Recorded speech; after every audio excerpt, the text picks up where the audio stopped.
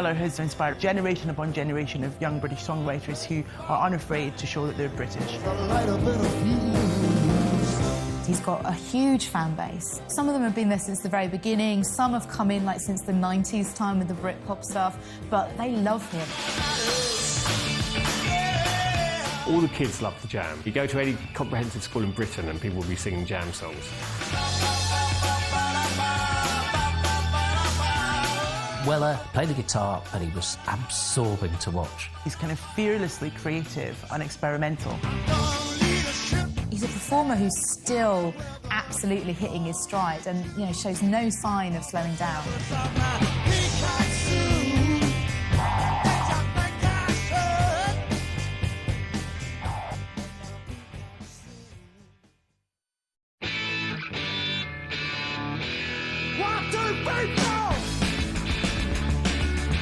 Paul Weller was born in Shearwater, which is a suburb of Woking in Surrey, just south of London. So he's into music from a really early age, obsessed with the Beatles, the Small Faces, the Who, starts learning the guitar, decides he wants to do music. That's it, that's his passion. And his dad's really encouraging with that. His dad becomes his manager. He became Paul Weller's guide and mentor for the next 30 years. He was the man who Paul Weller would trust more than anyone else. Paul went to a school called Shearwater Secondary School, and that's where he actually formed the original lineup of the Jam. It comes from a group of school friends. First of all, with his best friend at the time, Steve Brooks, and then kind of recruited the rest of the band over a period of time. Bruce Foxton, who was a bassist, and Rick Buckler, who was a drummer, and they became the Jam.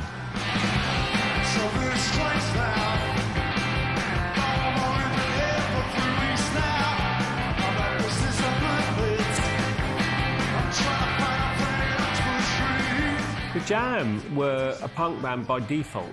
They weren't really a punk band. They certainly weren't a band that, like the Sex Pistols, where there was a lot of image manipulation. There was still, I think, an aggressiveness and a feeling of rebellion about their music, but in a different way. And I think I put that down to Paul Weller's love, obsession with the mod era.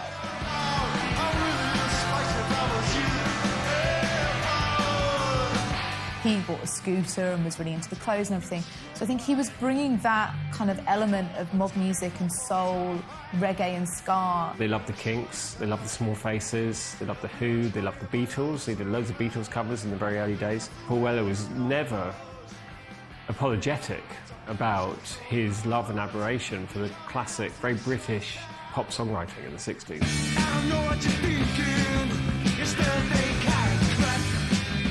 The Jam built a reputation on the London punk scene. Their smart tailored suits set them apart from fellow punk bands, and they were soon signed to Polydor Records.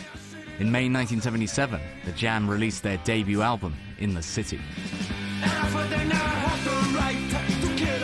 You'd never quite guess where the Jam were going to go from that point. They sounded like a band steeped in the past. The title track of In the City reached number 40 in the singles charts. So there's nothing to suggest that within a few years the Jam would be the biggest band in the country.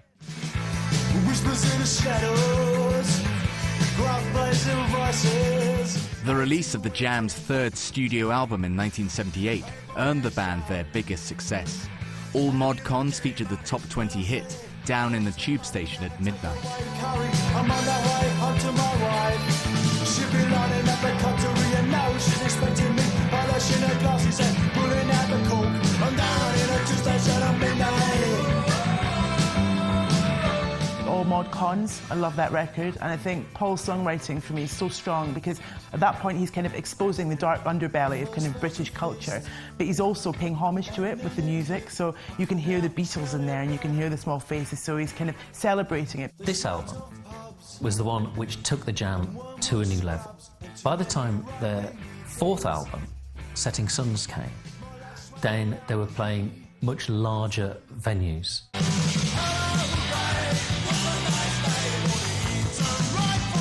Setting Suns, even today, sounds like Paul Weller's masterpiece, and it had his first massive hit single, The Eton Rifles, on it too.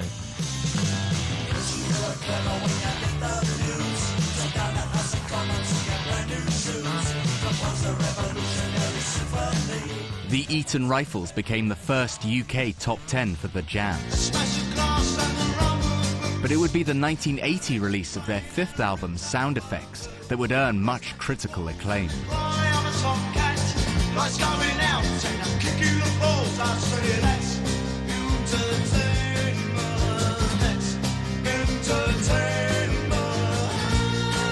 Sound Effects was the album I had as a kid, and That's Entertainment, which became a big hit for them. I mean, the lyrics are quite amazing. He's already developing this incredibly cynical view of what we're presented, and then there's this line, two lovers missing the tranquility of solitude. I mean, for a kid to come out with a line like that is amazing.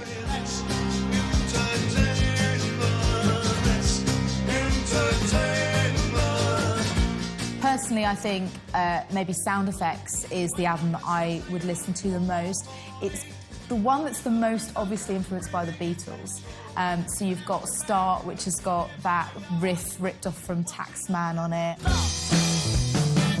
They really became a multi-platinum selling act in Britain. Big singles, Going Underground, which wasn't an album single, and Start, which was. And these singles went to #1. The Jam was suddenly becoming a spokesgroup for a generation. The sixth and final album released by The Jam was in 1982. The Gift topped the UK charts and earned some success in America.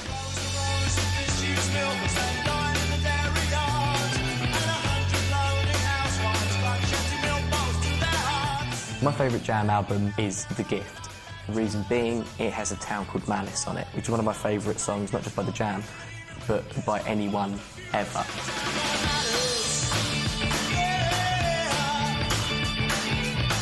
By the end, The Jam were the biggest band in Britain, but they never really broke America. There must have been a bit of a cultural barrier, I suppose, because they were talking about such British things in the songs, and you know, even the way that Paul Weller sings is very British, and I guess that just didn't translate. There's also quite a kind of visceral sound, quite angry, very politicised, very strong lyrically, but it's something I think you only identify with as a British person.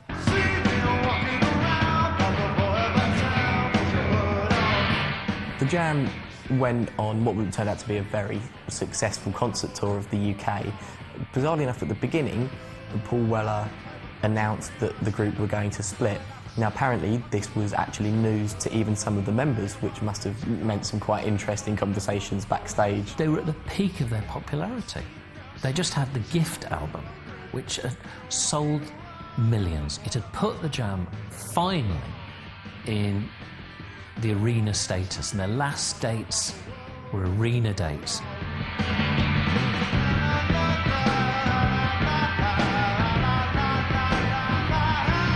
It was a shock, obviously, to them. It was a shock to everyone across, you know, the music industry. It just didn't make any sense. But, you know, that's what he decided, and that was it. The Jam were no more. Paul Weller was very keen to go in a different musical direction and explore different instruments and different sounds, and he felt kind of constrained by the Jam, so he moved on, decided to do that, and what we got was the Style Council. I was hot in need, and as the rain came down, I dropped to my knees and I prayed.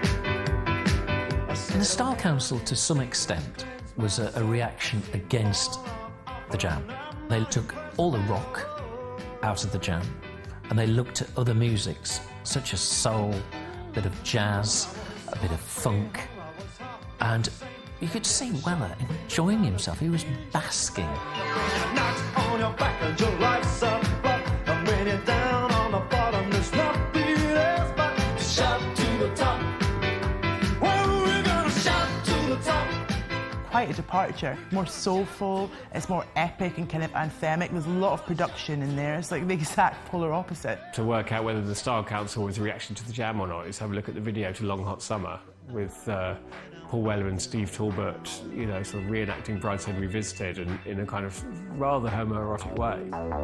Oh, those lonely fields, and oh, those lonely parties, now the feelings have screamed, and the tears were real. take anymore.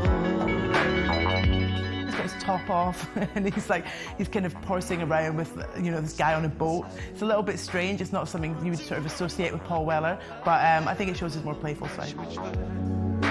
The Jam was the ultimate lads band, you know, and all of a sudden here he is dressing up in blazers, punting down the river. It don't matter what I do. It don't matter what I do. It don't matter what I do. 'Cause I end up hating you. Style Council just wasn't as successful as the Jam. I mean, it wasn't a complete disaster. There was some mainstream success and there was some quite high charting pop singles, but nowhere near, you know, the following and the dedication from the fans. And I think, you know, there must have been quite a lot of disappointed the Jam fans who didn't really understand why Paul Weller was doing this at that time. How you gonna try to make this work? Or split your things down in the dirt? Some things can't change. Walls can't go tumbling down. The Style Council was a success in the sense, I suppose, that some of the singles charted in the US as well, which was always something that he struggled to do with the Jam. I think America got the Style Council where they didn't get the Jam. But towards the end of the 80s, I think things became more difficult for them. Success declined in the UK, and the record label actually refused to put out their last record.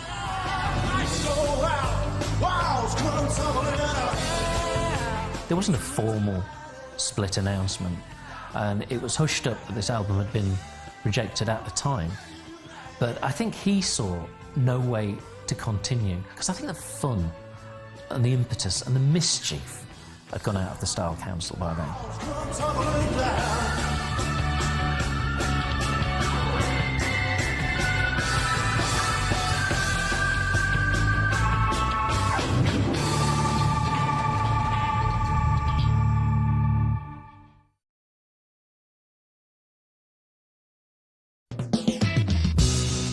The 1980s ended with the splitting up of the Style Council. For the first time in his career, Paul Weller found himself without a band or a recording contract. Down Boundary Lane, try to find myself again. At least a part I left somewhere, buried under a hedgerow here. It was hard for Paul after the Style Council ended. He needed to find his voice as a singer-songwriter. And he ended up, when he started, he was doing a lot of Jam covers, a lot of Style Council covers, just trying to find his way. This is a guy who really hadn't experienced failure, you know. From a very young age, he'd had great success with 2 bands.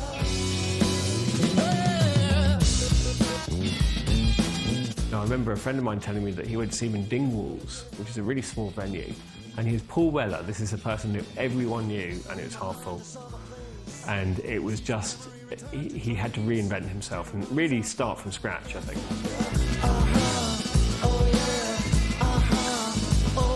He had, by his own admission, a writer's block after the Style Council, which meant he struggled to write new material at all. But eventually, Paul Weller started writing songs again. Climbing, forever trying, find your way out of the wild, wild wood. After achieving moderate success as a solo artist with the release of his self-titled album in 1992, Weller's subsequent release, Wild Wood, earned huge critical praise. And I say, high time, mid-afternoon, oh, people fly by, and the traffic's boom, boom. Weller got his return to form with an album called Wild Wood, which had elements of the Style Council, but more sort of going back to what he did with the Jam, but also actually sounding very fresh and very rocky.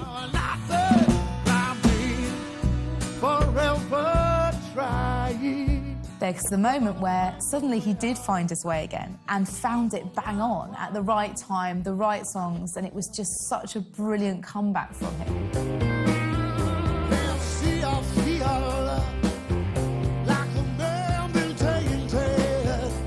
Paul Weller's next album in 1995 earned commercial success. Stanley Road went on to become the highest-selling album of his career. I like the fuse, I'm the changing man.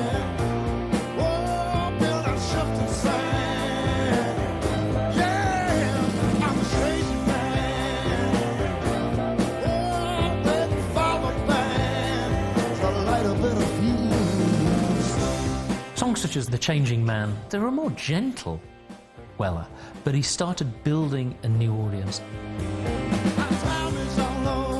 Changing Man, it's those opening chords, it's just so euphoric and it's so fun.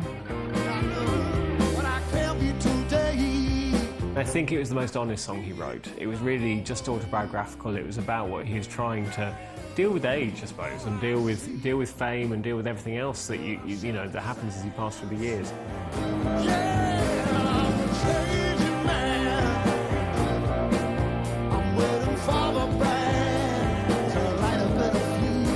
The time was right for it because Weller and the Jam had created such a fanatical audience that this audience was beginning to grow up. This was at the point when Britpop was just breaking through, and suddenly you had all these bands who were name-checking Paul Weller as a massive influence. Groups like Oasis and Pulp and Blur, and it does sound like that, like right on the money 90s Britpop.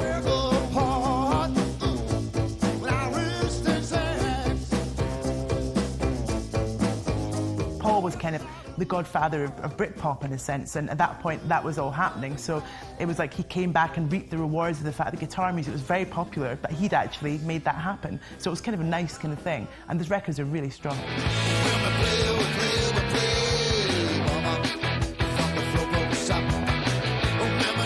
Paul Weller continued to enjoy much success with later albums, including Heavy Soul and As Is Now, as well as an album of covers entitled Studio 150, which went straight in at #2 in the UK charts.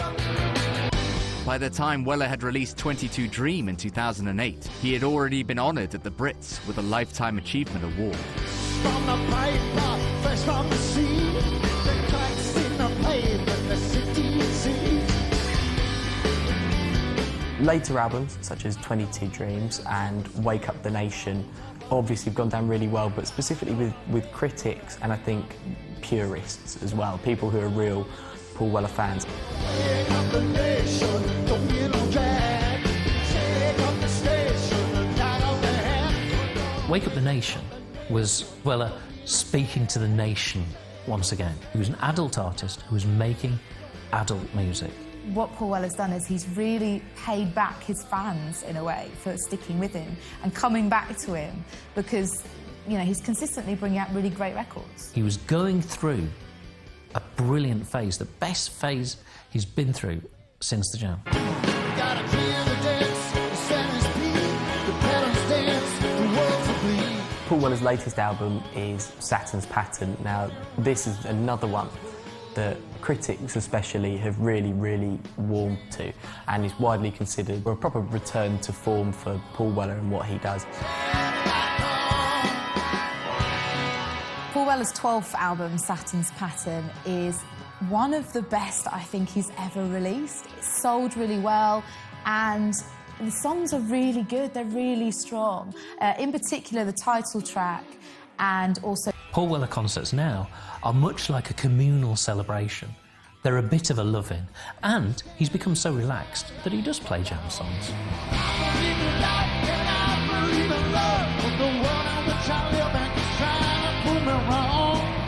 With successful new albums and international tours taking place, Paul Weller shows no signs of slowing down in a career that began almost 40 years ago and is continuing to influence modern music today.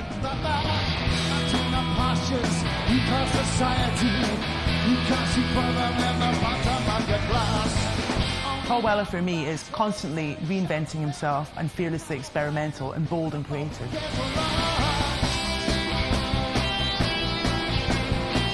Paul Weller is an artist that stood the test of time and been able to adapt and change while still keeping his old fans happy and gaining new ones. Paul Weller is, as one of his songs has it, the changing man. Every time he's changed, he's done something a little bit better.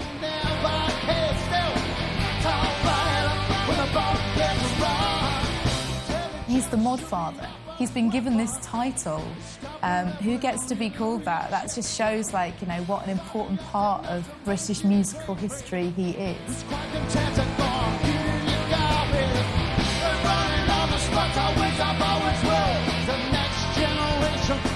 luxury trip home.